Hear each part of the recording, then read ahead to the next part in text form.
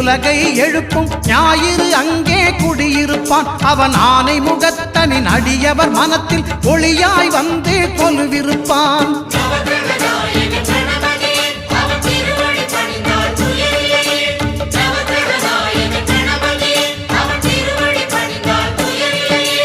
ஒன்பது கோளும் ஒன்றாய் காண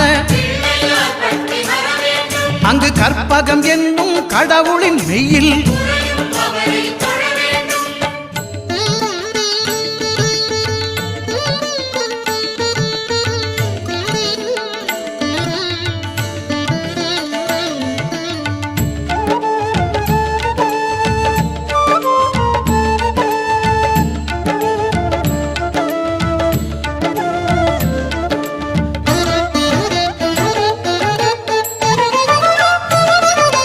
திங்கள் பகவான் திருமுகம் காண